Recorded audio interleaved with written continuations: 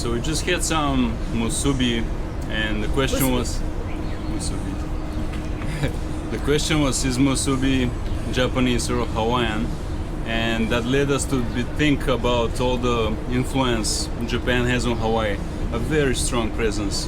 So let's talk about that a bit. And your own mother is Japanese, right? Yeah, so I'm actually adopted from Korea, but my father is Caucasian, so half my family is white American, and the other half on my mom's side is full Japanese. She was born and raised here, and her mother was as well, so it was my great-grandmother that immigrated over from Japan. And so quite a few people here have that same story of either Japanese parents or just Asian. So you have, Japanese, Chinese, Korean, Filipino, but predominantly from Japan. They all came over to work on the sugarcane plantations over here. Sugarcane and then the Dole pineapple plantations. So it really goes back to that. It was all agricultural land here long before it was about tourism. Right, so Japan at that time was sending a lot of its basically land workers to other places. There are a lot of them in Brazil, but many of them are in Hawaii. And that started the whole Hawaiian-Japanese thing, which is full-blown Japanese people that live here, and they brought a lot of their culture. They did, yeah. And a lot of that, like pidgin, right? If you know about pidgin English. The feds, you know who's that at? Those buggers, they work Washington, little bit high mock, mostly howlies, always wear suit. But a lot of that came about because of the Japanese workers who, had their bosses that, couldn't speak Japanese, and so pidgin came about as their way of trying to communicate with each other when they both had, different language backgrounds. Yeah, and together with the land that they worked in, they made all the crops. They also came with very strong fishing traditions, so a whole lot of the fishing industry here also has a lot to do with the Japanese. For remnants of the plantation, you can actually go down to Eva Beach, which is pretty close. It's down by my way, by Kapolei, Makakilo side.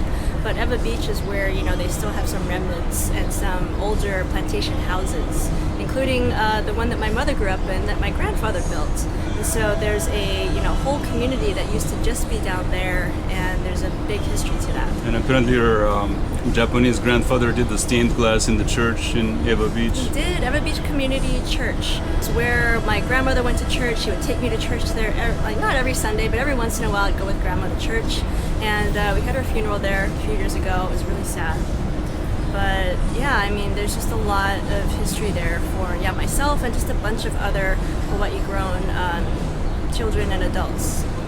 Right, so that was the first phase of Japanese influence here. And this actually confuses a lot of people because everybody knows, or not everybody, but many people know there was the invasion at Pearl Harbor. There's a big museum here. And I was asked these questions like, the Japanese, did they come with the attack or why are they here? Well, they came way before the attack, and they were actually recruited to fight against Japan.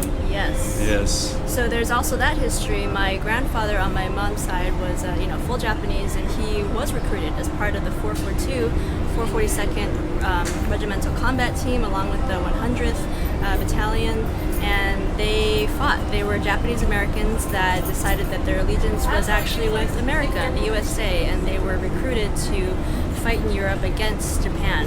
And at the time, it was a really, really big deal. Right, so that was the next era of that relation. And the final current era is when the two countries made peace, and here became a favorite destination for Japanese tourists. I believe it's because they already hit a lot of their people here. So there's a lot they can relate to, and it's actually kind of close to them. Yeah, it's an exchange, because I think Japanese or Asian Americans, we know that we're Asian, and depending on what generation you are, you might have some family that's still in Asia, and you might have a connection there. So you might be able to travel back and forth that way. But even if you don't, I think a lot of people do recognize that the roots are over in Asia. So even Japanese Americans do make a trek over at least once in their lifetime, if not multiple times, to make that connection back to the motherlands. Right, and here in Waikiki in particular, you see the most Japanese tourists of all. And they come here as a traditional vacation destination. Also, they get married here a lot. Yep. And you see very heavily the whole place caters to them.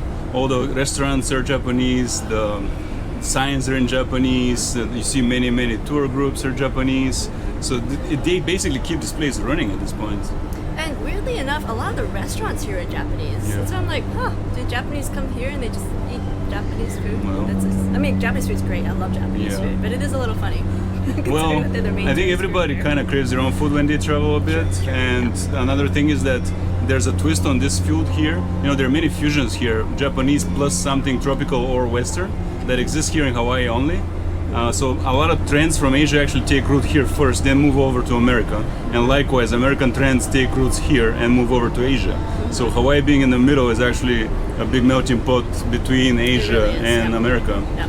So, you know, that's basically how you are and how you ended up here. You know, you're totally raised in America, but you're actually born in Asia. Yeah, and my parents actually said, because, you know, I wasn't born here. I was born in Korea. Then we actually lived in Alexandria, Virginia for the first few years of my life. And so I think at some point I'd asked my dad, like, how did we end up here?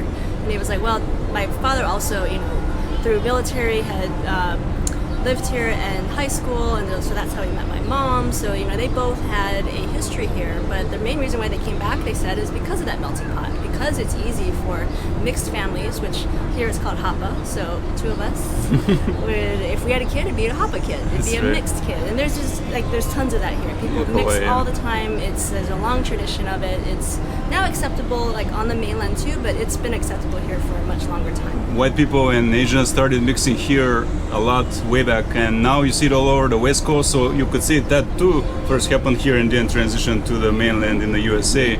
So it's now very, very common where we live, and nobody looks at it as strange or anything, but it actually Oh, yeah. was looked at that way for a while on the mainland at least. Yeah, and so that's, you know, part of the culture here. I wouldn't say Hawaiian culture because, again, Hawaiian is actually a race. So even, you know, if you live here and you're not, you know, blood Hawaiian, you're like a Hawaii resident. So you have Hawaiian culture, which is its own distinct culture, but then you have the other culture that's, you know, blended. There's, I think, just a deeper appreciation of how everyone does have a distinct background or country or culture that they're from, and everybody just celebrates it here. Yeah, even Portugal has left its footprint with the pastries and the sausage. Yeah, it's true. Yeah, Portuguese sausage, man. I really love Portuguese sausage. Actually, one of the best examples of that is get yourself invited to a local potluck or like a birthday party where everybody brings a dish, because you'll see that in the food. Like we used to have church potlucks, and they're always so great because everybody has that one dish or two dishes that they always make. They bring to the potluck, and it's usually ethnically inspired. So you just get this mishmash of just all this food, and everybody just loves everybody's food, and everybody's having a great time. It is very diverse, and I've looked this up in the past, so it may no longer be totally current, but when I looked, Japanese was the #1 heritage, second was Caucasian, third was Filipino, and fourth was Hawaiian. Yeah, Filipinos too. They have a huge presence here, and it's also actually apparent in the humor.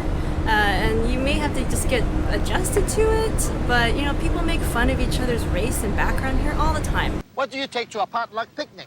Jello mold with grated carrots in it? Caucasian. Don't want no Caucasians round here. Come here. Excuse me, sir. What high school did you graduate from? Punaho. Caucasian. Don't want no Caucasians round here. Come here. People just do that here. You just recognize that everybody has their own culture, and you know, stereotypical behavior that's usually because of your culture. Do we have any Filipinos here?